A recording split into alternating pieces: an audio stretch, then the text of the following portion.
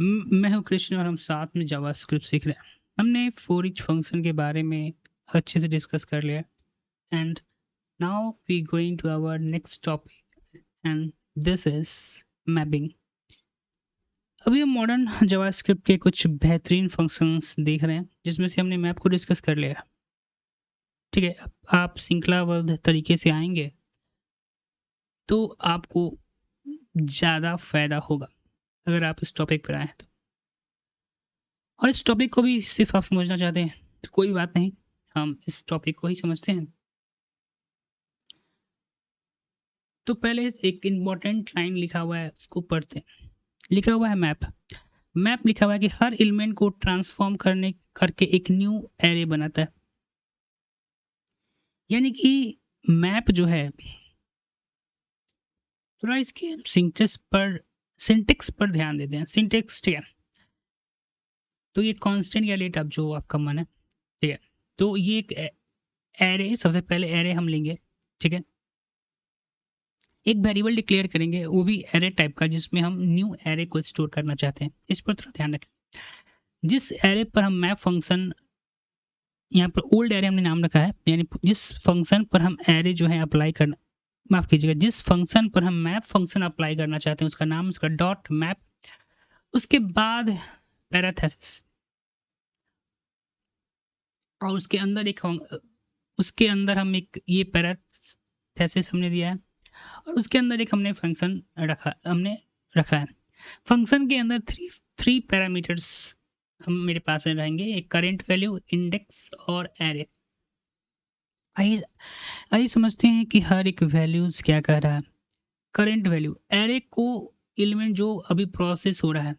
Current value क्या करने का मतलब कि मान लीजिए कोई एरे है जिस जिस एलिमेंट पर प्रोसेस हो रहा है अभी, मैप फंक्शन जिस एलिमेंट पर अभी प्रोसेस कर रहा है उसी को हम लोग करंट वैल्यू करते हैं। किस इंडेक्स पर प्रोसेस कर रहा है उसको हम लोग इंडेक्स करते हैं, जो कि ऑप्शनल है, कोई बात नहीं। जैसे कि आपने देखा होगा कि एरे में इंडेक्स होते हैं, जैसे कि 1 2 3 और एरे। और ये ऑप्शन है वह ओरिजिनल एरे जिस पर मैप चल रहा है, और ये ओरिजिनल एरे के बारे में बात कर रहे हैं जिस पर वह ओरिजिनल एरे जिस पर मैप चल रहा है, यानी जिस पर फंक्शन अभी काम कर रहा है।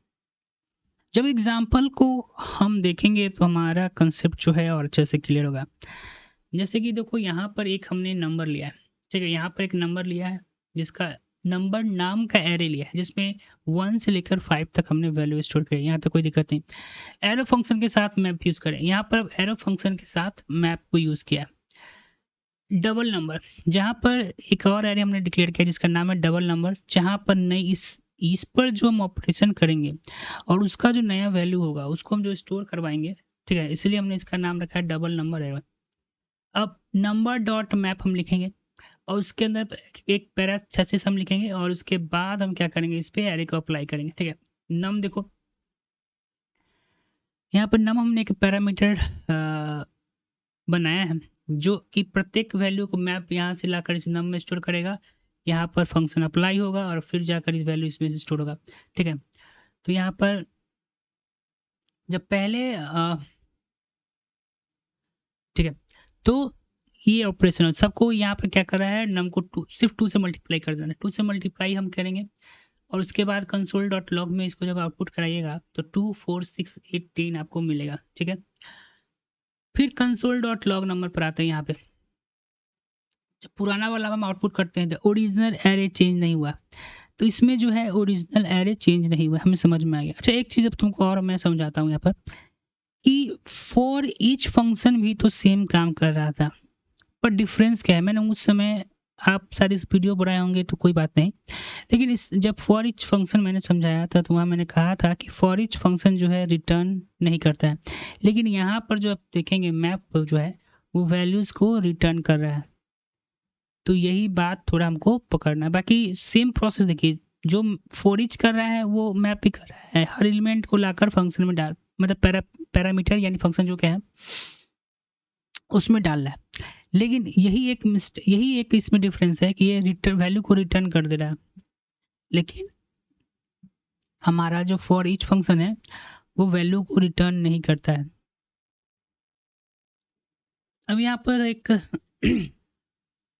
मैप और फॉर ईच में एक फ़र्क दिया गया है, उसमें डिफरेंस देखते हैं। जैसे कि मैप और फॉर ईच में देखो, रिटर्न वैल्यू क्या होता है, देखो ये मैप जो है एक नया एरे रिटर्न करता है, कुछ भी रिटर्न नहीं करता, इसमें अनडिफाइंड माना जाता है। ये हमने डिस्कस कर लिया है कि फॉर ईच जो है अनडिफाइंड वैल्यू रिटर्न करता है, हमने डिस्कस कर चुके हैं। चेन एबिलिटी, इसका एज, ये फिल्टर और रिड्यूस हम लोग आगे पढ़ेंगे, ठीक है ना, उसका भी यूज़ हम लोग इसमें मैप में लगा सकते हैं, ठीक है ना। इस आगे कोई मेथड चेंज नहीं होता यहाँ पर। इसमें एक सिंपल एग्जांपल है, देखो रिड्यूस और फिल्टर मैंने अभी डिस्कस नहीं किया तुम लोग के साथ, ठीक है।